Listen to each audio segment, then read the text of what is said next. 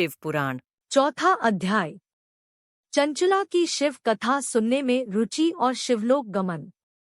ब्राह्मण बोले, नारी तुम सौभाग्यशाली हो जो भगवान शंकर की कृपा से तुमने वैराग्यपूर्ण शिव पुराण की कथा सुनकर समय से अपनी गलती का एहसास कर लिया है।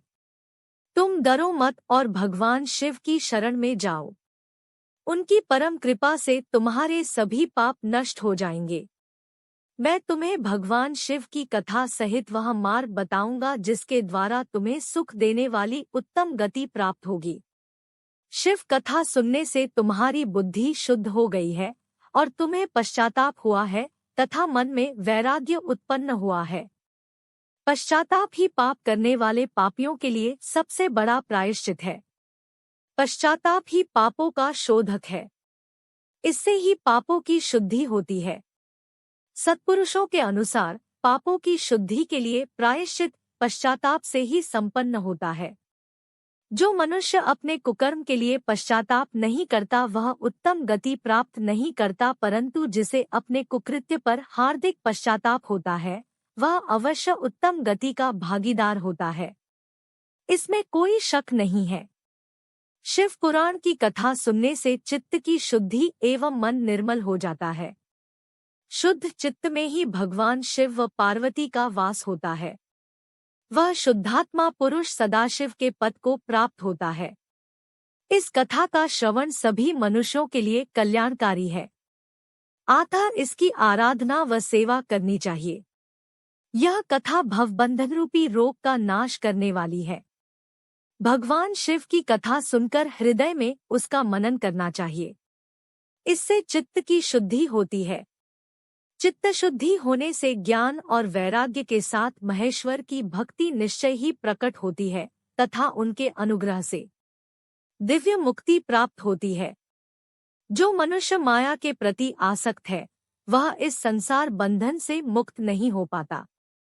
हे ब्राह्मण पत्नी, तुम अन्य विषयों से अपने मन को हटाकर भगवान शंकर की इस परम पावन कथा को सुनो। इससे तुम्हारे चित्त की शुद्धि होगी और तुम्हें मोक्ष की प्राप्ति होगी। जो मनुष्य निर्मल हृदय से भगवान शिव के चरणों का चिंतन करता है उसकी एक ही जन्म में मुक्ति हो जाती है। सूत जी कहते हैं, शौनक।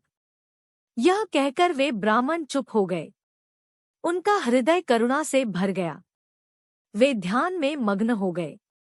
ब्राह्मण का उक्त उपदेश सुनकर चंचला के नेत्रों में आनंद के आंसू छलक आए। वह हर्ष भरे हृदय से ब्राह्मण देवता के चरणों में गिर गई और हाथ जोड़कर बोली, मैं कृतार्थ हो गई। हे ब्राह्मण, शिवभक्तों में श्रेष्ठ स्वामिन आप धन्य है। आप परमार्थदर्शी हैं और सदा परोपकार में लगे रहते हैं। साधो, मैं नरक के समुद्र में गिर रही हूँ। कृपा कर मेरा उद्धार कीजिए। जिस पौराणिक व अमृत के समान सुंदर शिव पुराण कथा की बात आपने की है उसे सुनकर ही मेरे मन में वैराग्य उत्पन्न हुआ है। उस अमृतमयी शिव पुराण कथा को सुनने के लिए मेरे मन में बड़ी श्रद्धा हो रही है। कृपया आप मुझे उसे सुनाइए। सूत जी कहते हैं, शिव पुराण की कथा सुनने की इच्छा मन में लिए हुए चंचला उन ब्राह्मण देवता की सेवा में वहीं रहने लगी। उस गोकर्ण नामक महाक्षेत्र में उन ब्राह्मण देवता के मुख से चंचला शिव पुराण की भक्ति, ज्ञान और वैराग्य बढ़ाने वाली और मुक्ति देने वाली परम उत्तम कथा सुनकर कृतार्थ हुई।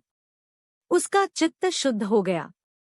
वह अपने हृदय में शिव के सगुण रूप का चिंतन करने लगी। वह सदैव शिव के सच्चिदानंदमय स्वरूप का स्मरण करती थी। तत्पश्चात अपना समय पूर्ण होने पर चंचला ने बिना किसी कष्ट के अपना शरीर त्याग दिया। उसे लेने के लिए एक दिव्य विमान वहां पहुंचा। यह विमान शोभा साधनों से सजा था एवं शिव गणों से सुशोभित था। चंचला विमान से शिवपुरी पहुंची। उसके सारे पाप धुल गए। वह दिव्यांगना हो गई। वह गौरांगी देवी मस्तक पर अर्धचंद्र का मुकुट व अन्य दिव्य आभूषण पहने शिवपुरी पहुंची। वहां उसने सनातन देवता त्रिनेत्रधारी महादेव शिव को देखा। सभी देवता उनकी सेवा में भक्तिभाव से उपस्थित थे। उनकी अंग कांति करोड़ों सूर्यों के समान प्रकाशित हो रही थी। 5 मुख और हर मुख में 3-3 नेत्र थे। मस्तक पर अर्धचंद्राकार मुकुट शोभायमान हो रहा था। कंठ में नील चिन्ह था।